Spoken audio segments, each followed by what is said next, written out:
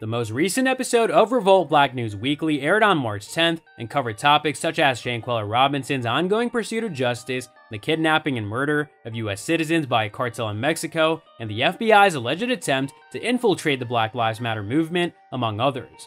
Global news anchor Mara S. Campo led the episode titled The Mysterious Death of Shanquella Robinson, Pushing for Judicial Action, and the FBI's Infiltration of BLM. Hello everyone, and welcome to another video. Today we'll be looking at Shanquella's lawyer sends brutal warning to Cabo 6. Yeah, you heard it right.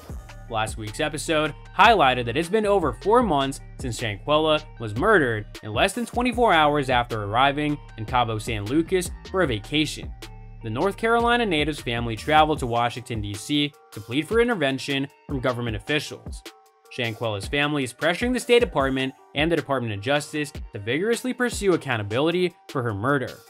"I need an arrest and a conviction for all the ones, the Cabo 6, said Salamandra Robinson, Shanquella's mother, at a press conference on Friday, March 3rd morning in Washington, D.C. The Cabo 6 refers to the individual who traveled to Mexico with her daughter. Shanquella's death was ruled accidental or violent by the coroner, with no mention of alcohol poisoning that the individuals on the trip claimed was the cause. A woman was beaten to death on camera, and she returned from a vacation with her neck and back and her spine broken.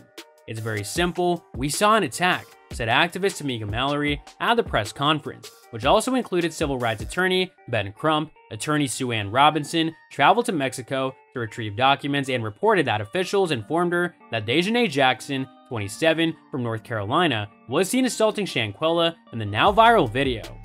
Jackson was reportedly one of the friends who informed the victim's mother that she died from alcohol poisoning. Despite this, 4 months later, there have still been no arrests. In a statement to Revolt Black News Weekly, U.S. officials said the FBI is working with the Department of Justice to determine if a U.S. federal crime was committed. The seizure of 4 Americans, including a mother of 6, in Mexico earlier this month was also highlighted. On Friday, 4 friends departed South Carolina in a van for a scheduled tummy tuck in Matamoros. After crossing the Texas-Mexico border, they were fired upon and abducted. When victims were discovered days later, only 2 survived. Was it a case of mistaken identity? Was this an exception? Was this an error? Or is this a situation where American lives are constantly at stake here, and should this organization be treated like a foreign terrorist organization? Said Dr. Nola Haynes, a national security and foreign policy expert. In another section of this week's Revolt Black News Weekly, the FBI's potential involvement in the Black Lives Matter protests following the death of George Floyd in 2020 was discussed. The Alphabet Boys podcast asserts that the FBI infiltrated protests and employed informants to gather dirt on demonstrators, disrupt the movement, and incite violence. An individual named Michael Mickey Windecker has been identified as allegedly being employed by the FBI.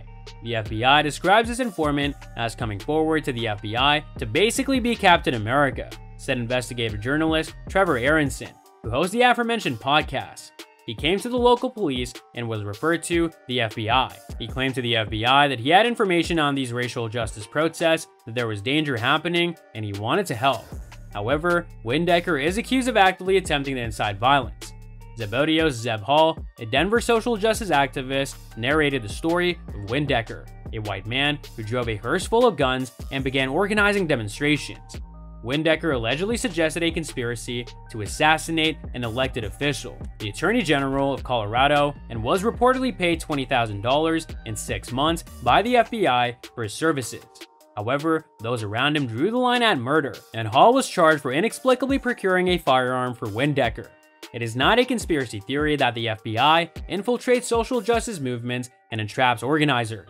Beginning in 1956, the infamous COINTELPRO counterintelligence program operations were entrusted with monitoring black leaders and organizations suspected of being state enemies. Martin Luther King Jr., Malcolm X, and the Black Panthers were among their most infamous targets. Curiously, the FBI refused to comment on Windecker.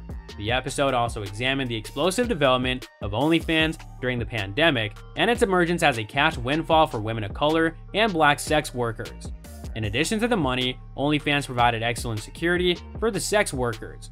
OnlyFans gave me an opportunity to take more control over my safety, said stripper turned adult content creator Sage LaFlame.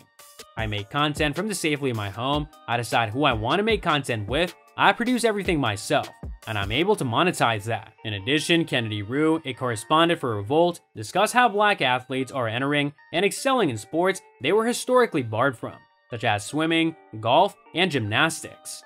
So that's all for today's video. If you enjoyed it, remember to leave a like, subscribe, and ring that bell icon so that you never miss our upcoming videos. And don't forget to share your thoughts in the comments section down below. Stay tuned, and we'll catch you in the next video.